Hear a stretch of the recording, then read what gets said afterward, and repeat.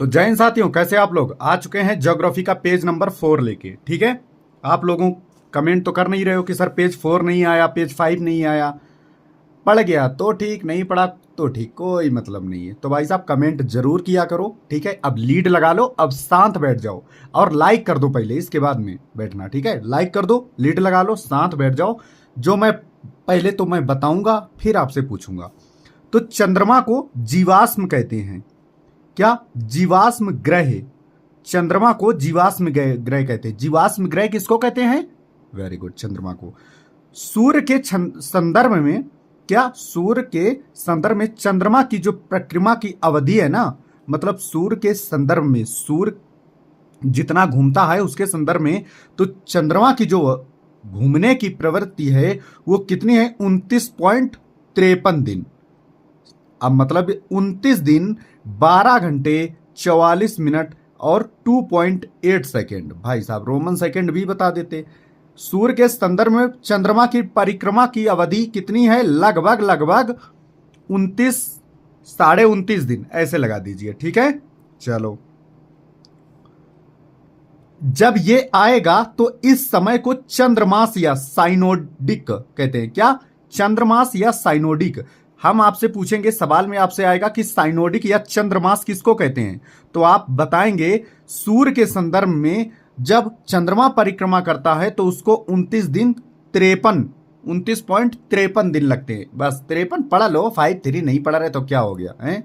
चलो, पृथ्वी से चंद्रमा का 57% भाग को देख सकते हैं। सिर्फ और सिर्फ 57% भाग देखा जा सकता है पृथ्वी से चंद्रमा का। ठीक है, चलो अगले देखो।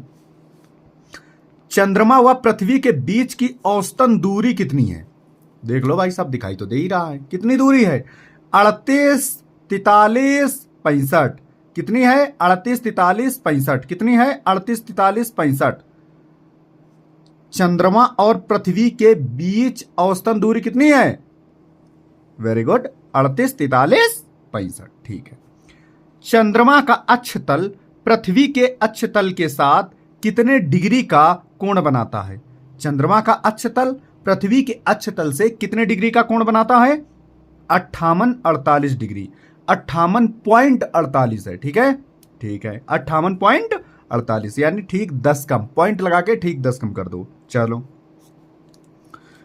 चंद्रमा पृथ्वी के अक्ष के लगभग समांतर है।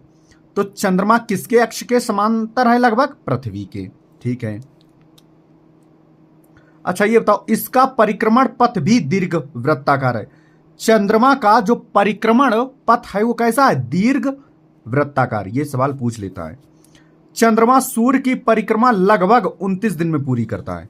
चंद्रमा सूर्य की परिक्रमा कब कितने दिन में करता है? लगभग 29 दिन में। ठीक है, अभी मैंने ऊपर तो पढ़ा ही दिया जिसको साइनोडिक या चंद्रमास कहते हैं। ठीक है,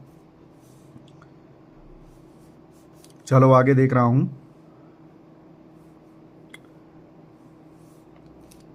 सुपर मून क्या होता है? ठीक है, अब सवाल आपसे बनेगा कि सर सुपर मून क्या होता है। चलो बताते हैं सर सुपर मून क्या होता है।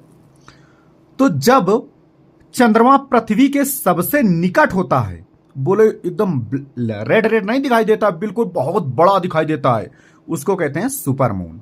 ठीक है, इसे सुपर मून या फिर पेरिजी फुल, सुपर मून या फिर पेरिजी फुल ऐसा लिख के आएगा। ठीक है, जब सबसे पास में चंद्रमा दिखाई दे समझ जाना आज सुपर मून है। ज्यादातर होली में होता है ऐसा। ब्लू मून किसको कहते हैं? ब्लू मून देखो, एक कैलेंडर माह में 2 पूर्णिमा हो तो दूसरी पूर्णिमा को चांद ब्लू मून कहता है। एक कैलेंडर माह में यानी एक महीने में अगर 2 पूर्णिमा पड़ जाती हैं तो जो दूसरी पूर्णिमा होती है उसको ब्लू मून कहते हैं। फिर ध्यान से सुने, एक कैलेंडर माह से, अरे ऐसे सोचो, ऐसे जनवरी है, अगर जनवरी में 2 पूर्णिमा पड़ रही हैं, ठीक है, एक मैं उदाहरण दे रहा हूं, जब बाकी बाकी उनके दिन तो ऐसे समय होते चैत्र से, चैत्र बैसाख जेठ आषाढ़ ऐसे शुरू होते हैं, लेकिन अपने इंग्लिश वाले हैं। ठीक है, तो मान लो कि अगर जनवरी में 2 पूर्णिमा पड़ गए एक ही मंथ में, तो जो दूसरी पूर्णिमा होगी उसको ब्लू मून कहते हैं। ठीक है, 2 पूर्णिमाओं के बीच लगभग 31 दिनों का अंतराल होता है। ले भाई साहब, दो पूर्णिमाओं के बीच लगभग 31 दिन के बाद का अंतराल होता है। ठीक है, चलो आगे देखो। बौने ग्रह कौन है? यम, सेरस, चेरॉन तथा इरिस। ये हो सकता है ऑप्शन में दे कि इनमें से कौन से बौने ग्रह नहीं है, तो आपको ये ऑप्शन पता होना चाहिए। यम, शेर, चेर, इरी, या ऐसे याद रखो, यम, शेर, चेर, इरी, यम, शेर, चेर, इरी, यम, शेर, चेर, इरी। बौने ग्रह कौन से हैं? यम, शेर, चेर, इरी। बौने ग्रह कौन से हैं? यम, शेर, चेर, इरी, यम, शेर, चेर, इरी। बस याद हो गया भाई साहब, याद हो गया। तुम्हें पता नहीं, तुम्हें याद हो गया भाई। चलो अब सर क्षुद्र ग्रह क्या होते हैं? मंगल बहुत बार पूछा जाता है। मंगल और बृहस्पति ग्रह, मंगल और बृहस्पति के बीच जो कक्षा के बीच जो ऐसी ऐसी बेल्ट होती है ना, एक इस तरफ है बृहस्पति और इस तरफ है मंगल, तो सूर्य की परिक्रमा कर रहे हैं, उसे क्षुद्र ग्रह कहते हैं। आकाशीय पिंड जो होते हैं मंगल और बृहस्पति के बीच, जो छोटे छोटे आकाशीय पिंड हैं, और ये आकाशीय पिंड सूर्य की परिक्रमा कर रहे हैं। याद रखना, किसकी परिक्रमा कर रहे हैं? क्षुद्र ग्रह सूर्य के परिक्रमा कर रहे हैं। ठीक है, घबराना नहीं, कंफ्यूज नहीं होना। क्षुद्र ग्रह जब पृथ्वी से टकराता है तो पृथ्वी की पृष्ठ पर विशाल गर्त बनाता है, मतलब गड्ढा बनाता है। जैसे लोनार झील कहां पर है बताओ, बिना देखे बताओ, लोनार झील कहां है? सर महाराष्ट्र में। अच्छा, ये कैसे बनी है? तो यही भाई साहब एक क्षुद्र ग्रह टप से महाराष्ट्र में गिरा के तब से लोनार झील बन गई है, समझ रहे हो?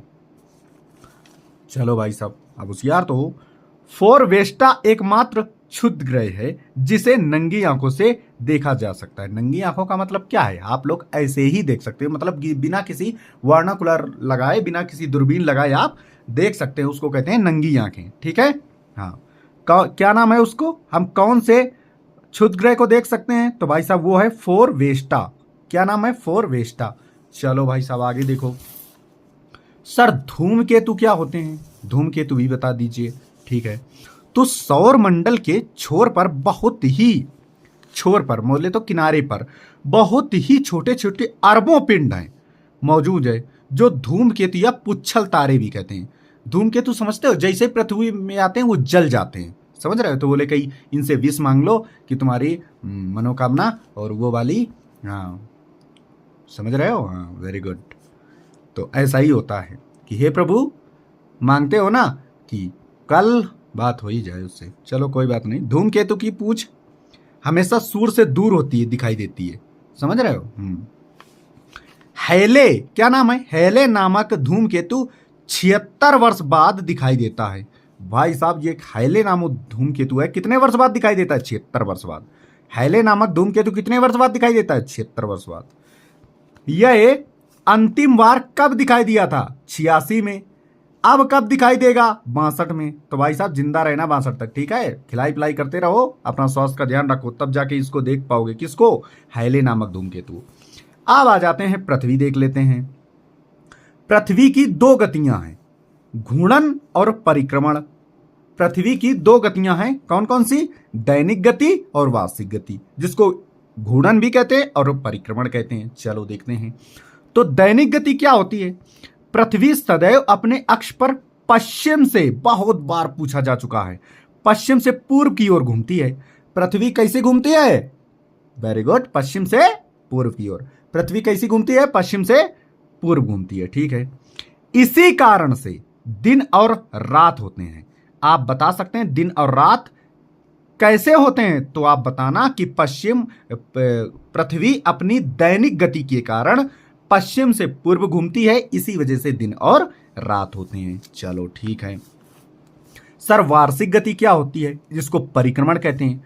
पृथ्वी सूर्य के चारों ओर एक दीर्घवृत्त, ध्यान से सुनना, दीर्घवृत्तीय मार्ग पर परिक्रमा करती है। पृथ्वी सूर्य के चारों ओर कैसी मार्ग पर परिक्रमा करती है? तो दीर्घवृत्तीय परिक्रमा करती है, ठीक है? जिसे परिक्रमण या वार्षिक गति कहते हैं, ठीक है? पृथ्वी को सूर्य की परिक्रमा पूरी करने में लगभग 365 दिन 6 घंटे लगते हैं। कितने दिन लगते हैं सूर्य की पूरी परिक्रमा करने में? 365 दिन और 6 घंटे, बोले तो समथिंग 1 साल। 1 साल मतलब 1 साल से ज्यादा दिन का लगता है, ठीक है?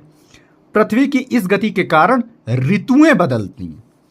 आपसे आ जाएगा कि पृथ्वी जो ऋतुएं बदलती हैं, जैसे बसंत ऋतु आ गया, जाड़ा आ गया, गर्मी आ गया, ये किससे बदलती हैं? तो पृथ्वी के परिक्रमण से। याद रखना, पृथ्वी के परिक्रमण से बदलती हैं। ठीक है सर, उपसौर क्या होता है? जब पृथ्वी सूर्य के अत्यधिक पास होती है तो उपसौर होता है, तो उसे उपसौर कहते हैं। ऐसा 3 जनवरी को होता है। उपसौर कैसे, किसको बोलते हैं? उपसौर जब पृथ्वी सूर्य के पास होती है, पृथ्वी सूर्य के पास होती है, उसको कहते हैं 3 जनवरी, उसको कहते हैं उपसौर। जब 4 जुलाई आती है, जनवरी मार्च अप्रैल मई, 4 जुलाई आती है, स्कूल खुल जाते हैं, तब होता है अपसौर। तब भाई साहब सूर्य हमसे बहुत दूर चला जाता है।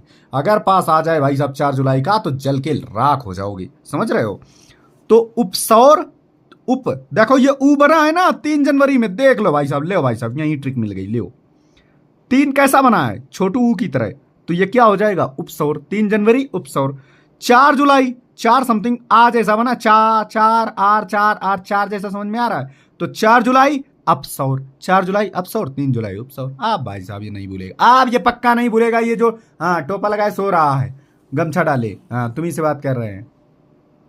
देखो भाई साहब, एप्साइड क्या होता है? उपसौरिक व अपसौरिक को मिलने वाली काल्पनिक रेखा सूर्य के केंद्र से गुजरती है, इसे एप्साइड कहते हैं। उपसौर हुआ और क्या हुआ? अपसौर हुआ। तो ये जो बीच का जो सिस्टम है, जो लाइन है, उसको काल्पनिक रेखा कहते हैं या फिर एप्साइड कहते हैं। ठीक है सर, अक्षांश रेखा क्या होता है? अभी देखो, विषुवत वृत्त के उत्तर तथा दक्षिण में भूमध्य रेखा का समांतर स्थित काल्पनिक रेखाओं का अक्षांश रेखा कहलाता है। ये थोड़ा कम आता है। उत्तर तथा दक्षिण में अक्षांश रेखा कौन होती हैं? उत्तर से दक्षिण। अभी किसी को नहीं पता होगा, उत्तर से दक्षिण मतलब खड़ी खड़ी अगर बोल दो, जम्मू कश्मीर से कन्याकुमारी, इसको बोल देंगे अक्षांश। और गुजरात से अरुणाचल प्रदेश, इसको बोल देंगे देशांतर। ठीक है, ऐसी ऐसी होती है देशांतर, और ऐसी ऐसी होती है, मतलब ऐसी, समझ रहे हो? अगर ठीक, ऐसे समझ लो, जम्मू कश्मीर से कन्याकुमारी क्या हो जाएगा? क्या हो जाएगा? अक्षांश। और गुजरात से अरुणाचल प्रदेश क्या हो जाएगा? देशांतर। ठीक है, चलो चलो, भूमध्य रेखा 0 डिग्री अक्षांश से, अक्षांश रेखा है। भूमध्य रेखा कैसी है? 0 डिग्री अक्षांश है। अक्षांश का मतलब उत्तर से दक्षिण। समझ गए?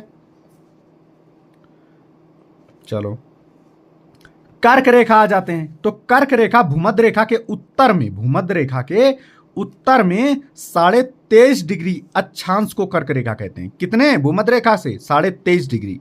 मकर रेखा 23.5 डिग्री दक्षिण में है। मकर रेखा 23.5 डिग्री दक्षिण में है। समझ गए? चलो, अभी मैंने बताया, तो उत्तरी ध्रुव को दक्षिणी ध्रुव से मिलाने वाली काल्पनिक रेखाओं को देशांतर रेखा कहते हैं।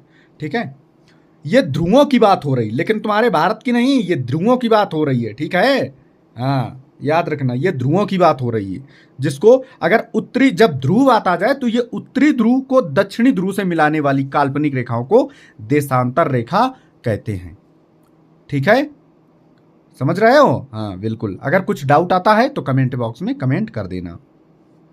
ये समानांतर नहीं होती हैं, इन रेखाओं की लंबाई बराबर होती है, इन रेखाओं की लंबाई बराबर होती है। चलो, अब लाइक करके अगर कुछ भी डाउट आया हो तो पूछना जरूर, कमेंट करके लाइक करना, सब्सक्राइब करना एंड शेयर करना। जय हिंद, जय भारत, जय ऑल इज पॉसिबल। शब्बा खैर।